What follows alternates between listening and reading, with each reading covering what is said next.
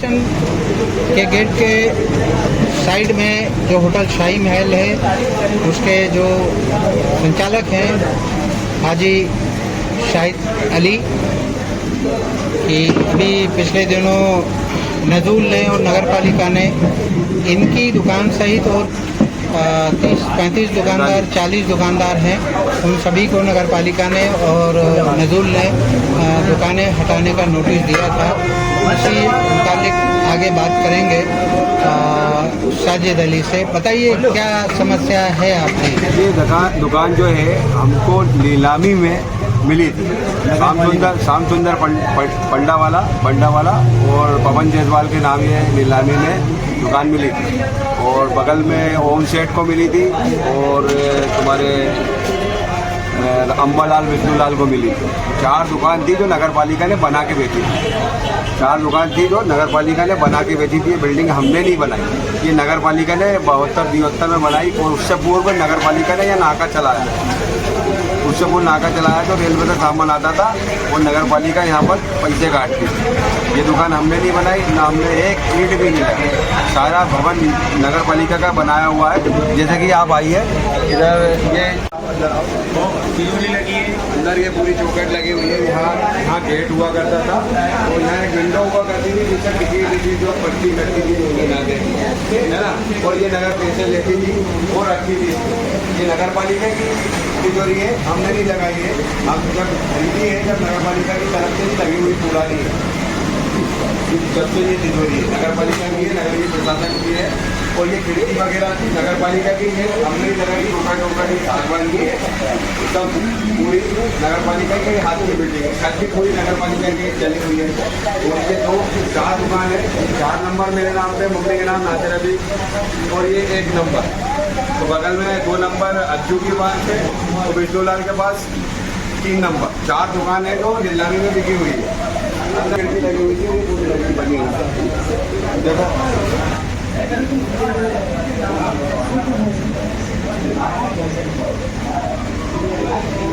है दुकान नंबर ये 2 है। अभी वर्तमान में नाई की दुकान कर ओम सेठ के नाम है और अज्जू इनके मालिक है। अज्जू विष्णु सेठ के नाम से, अम्बालाल उनके लड़के हैं, रंगीलाल उनके लड़के हैं। इधर एक पक्की दुकान है, नगर पालिका ने बना के दी। नगर पालिका के हाथ की शटर है, सब कुछ नगर पालिका के हाथ था। तो भाई कहाँ मालूम कौन सा न्याय हो रहा है। शासन ले सकता है मगर शासन को न्यायपूर्वक लेना चाहिए, विधिवत तरीके से पूरी कार्रवाई करके हमको हमारा मुआवजा देना चाहिए और नियम अनुसार ले लें। हम लोग कोई दिक्कत नहीं। पटवारी जी ने दिए थे पहले कि 12 तारीख में हटा लेंगे दुकान आपकी, जो हमको 12 घंटे का टाइम दिया था। उसके बाद तहसीलदार महोदय ने हमको कार्रवाई के लिए बोला था, तो उन्होंने नोटिस दिया था 3 दिन का कि आप आपका अतिक्रमण हटाएं और हमको जवाब दें और सूचना करें। इस तरीके से कार्रवाई हुई और मुझे 2-3 दिन बाद लिखा हुआ आर्डर अंग्रेजों की तरह लिख दिया गया कि इनको हटाना है और आदेश कर दिया गया। कोई कार्रवाई नहीं हुई, बस गए और आए। 3 बार पेशी हुई, 9, 6, 9, 12 3 दिन में हमारा आर्डर लिख दिया कि इनको हटा दिया जाए। इंसाफ और सबसे साथ 43 दुकानदार हैं जिनका रोजी का जरिया यही है। वो बेघर हो जाएंगे, बेरोजगार हो जाएंगे। उनके लोग, कई लोगों की किस्तें हैं, हमारी किस्तें हैं, हम किस्त कहाँ से भरेंगे? हमसे हमारे साथ इंसाफ हो। अभी क्या कंडीशन है? अभी ये कंडीशन है, बारिश हो रही है, कहाँ से कोई रोजगार लगाएंगे? हमारा संयुक्त परिवार है, पूरा परिवार साथ रहता है और सब भाइयों का यही रोजगार। जैसे आपने बताया कि 40 दुकानदार हैं, 45 दुकानदार हैं, 45 दुकानदार हैं, 45 दुकानदार हैं। तो सबका जीवन यापन का जरिया यही दुकान है और खानदानी दुकान है। 60 साल, कोई 50 साल, कोई 55 साल, इससे कम कोई नहीं। तो इन 45 दुकानदारों के टोटल परिवार में कितने मेंबर होंगे? एक परिवार कम से कम 30, 40, 45 संयुक्त परिवार ही है। सबके कोई अलग अलग नहीं है। जैसे तिवारी जी हैं हमारे, उनकी संयुक्त फैमिली है, फाइल में रहते हैं। और वैसे ये संजू है मराठा, ये भी संयुक्त फैमिली है। और भी वो महेश्वरी भी हैं, उधर रतीलाल भी हैं जो धोबी का काम करते हैं, उनका भी पूरा संयुक्त फैमिली है। करीबन कम से कम 2 से 2,500 लोग परिवार से हैं 45 दुकानदारों। तो आपने ये जो तहसीलदार या आरआई पटवारी ने जो आपको नोटिस दिया है जी। उसको लेकर आप न्यायालय में प्रकरण आपने लगाया है क्या? हाँ, कोशिश जारी है। उच्चतम न्यायालय में हम गए हैं और हरदा में भी गए हैं, काम कर रहे हैं हमारे, मगर हम यहाँ चाहते हैं कि हमारे साथ इंसाफ हो, अन्याय ना हो। अन्याय किसी एक व्यक्ति के साथ भी नहीं चाहिए, 45 व्यक्ति है, सबको इंसाफ मिलना चाहिए, सबको रोजगार मिलना चाहिए, न्यायपूर्वक कार्रवाई करना चाहिए। जो अपने उच्च पदों पर बैठे हुए हैं उन लोगों को न्याय की दृष्टि से पूरे लोगों को देखना चाहिए। इस किसी भी एक भी व्यक्ति के साथ नाइंसाफी नहीं होना चाहिए, क्योंकि ये देश संवैधानिक देश है, लोकतांत्रिक देश है, इसमें सबके साथ इंसाफ होना चाहिए। सभी हमारे भाई हैं, हर धर्म का, हर जाति का आदमी है, सबके साथ इंसाफ। ये नोटिस मिलने के बाद आपने हरदा एसडीएम, तहसीलदार, कलेक्टर इन लोगों से आपने हमने गुहार लगाई, कलेक्टर महोदय से गुहार लगाई, तहसीलदार महोदय के पास गए और भी वरिष्ठ अधिकारी और एसडीएम साहब सबके साथ गए, हमने ज्ञापन भी दिया, मगर कोई सुनवाई नहीं हुई, कोई सुनने के लिए राजी नहीं। क्या उनकी तरफ से क्या जवाब मिला?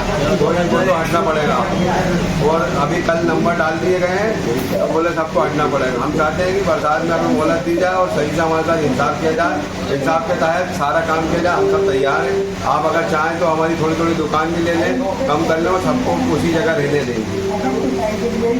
कि नगरीय प्रशासन हम सभी दुकानदारों से बातचीत करें और एक अच्छा निर्णय लें, जिससे कि सभी दुकानदारों की समस्या दूर हो सके। हम भी चाहते हैं शहर का विकास हो, सब कुछ अच्छा हो, मगर इतने लोगों को बेरोजगार करके उनके पेट का, जीवन यापन का छीन के अच्छा नहीं है। सबसे बात करें, अच्छे से बात करें और हमको समाधान निकालें। हम जल्द से जल्द समाधान की कोशिश कर रहे हैं, और दिन और रात लोगों के चैन और सुकून ख़त्म हो चुका है।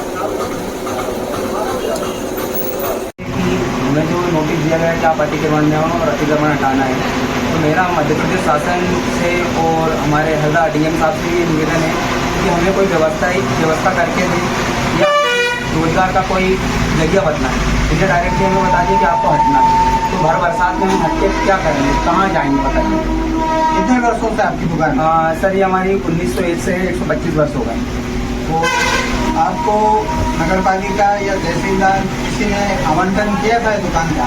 ये तो ब्रिटिश समय की है सर, और मैं नहीं बोल रहा हूँ, मेरे कागज बोल रहे हैं, और सबके पास रिकॉर्ड भी है।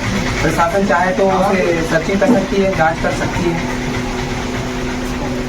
क्या चाहते हैं? हम ये चाहते हैं सर कि हमें कुछ ना कुछ व्यवसायिक तौर पे हमें या तो स्थापित करके दें, या जरूरत है उन्हें जगह दी तो हमें कहीं व्यवस्था करके दें, या हमारा यथापूर्वक जो चल रहा है वो चलने दें।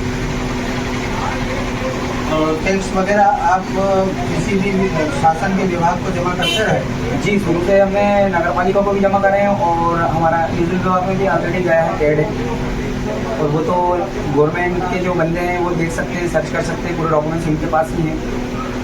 तो आपके साथ में कितने लोगों को प्रशासन ने नोटिस दिया? सर हमें यहाँ पे 40 से 50 दुकानदारों को नोटिस दिया गया है कि आपको इतने दिन में हटाना है, और कल रिटर्निंग भी और मॉनिटरिंग भी होकर चली गई है, और बोला गया है कि आपको अब सोमवार को यानी 23 तारीख को आपको हटा दिया जाएगा, या आप खुद ही हटा लीजिए अपना ठिकाना।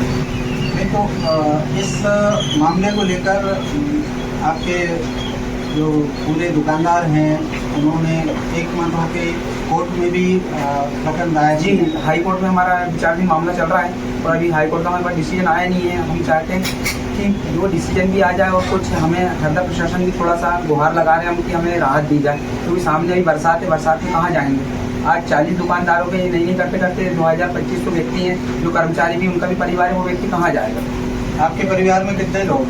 सर मेरे परिवार में 6 जने हैं, और जितने हम दुकानदार हैं, दुकानदारों के पूरे परिवार को मिलाएंगे, सिर्फ दुकानदारों के, तो उनके परिवार ही 1500 और उनके जो वर्कर हैं उनके परिवार को मिला कम से कम 3200 परिवार है। तो 3200 परिवार कहाँ जाएगा, बरसात में उनकी रोजी रोटी का संकट आ गया है। यदि किसी एक के ऊपर है तो वो व्यक्ति, और कई दुकानदारों ने फाइनेंस कराए, लोन लेके रखे, तो उनकी इंस्टॉलमेंट कैसी जाएगी बताइए आप।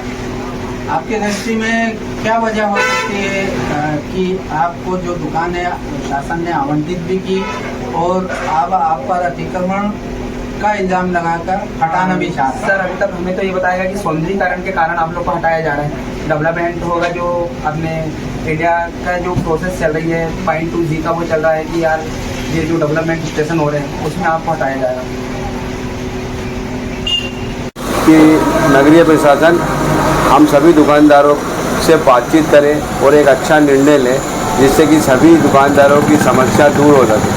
हम भी चाहते हैं शहर का विकास हो, सब कुछ अच्छा हो, मगर इतने लोगों को बेरोजगार करके उनके पेट का जीवन यापन का छीन के अच्छा नहीं है। सबसे बात करें, अच्छे से बात करें और हमको समाधान निकालें। हम जल्द से जल्द समाधान की कोशिश कर रहे हैं और दिन और रात लोगों के चैन और सुकून ख़त्म हो चुका है।